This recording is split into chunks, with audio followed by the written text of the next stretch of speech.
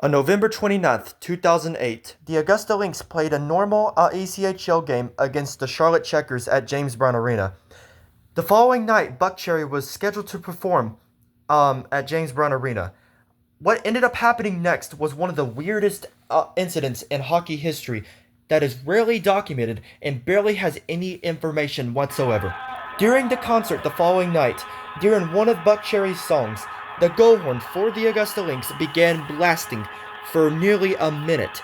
There's only a 16-second video, but basically someone exclaims, and basically everyone was very, very confused. Some people were cheering because it reminded them of their Augusta Lynx because the horn was going off.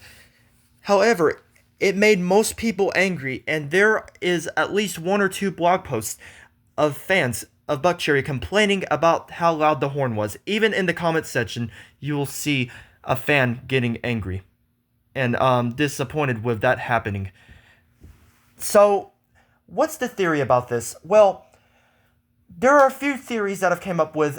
My first theory is the horn was not unplugged after the game, and something fell on top of it, and nobody was able to reach it until 1 minute.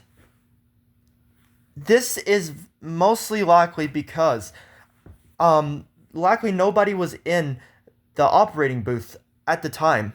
I could be wrong though, which is why this theory may not be true. The second theory is, whoever was in charge of the music for the Buckcherry concert secretly plugged up the horn and started blasting it in order to give exciting vibes for the concert. This may be unlikely because a lot of concerts do not use the in-arena horn for shows. The likely theory is, and this one's very, very likely, is outdated equipment. The equipment was malfunctioning. This is very likely because they probably forgot to unplug it, and the button may have been getting stuck, and basically it most likely got sticky and it got stuck.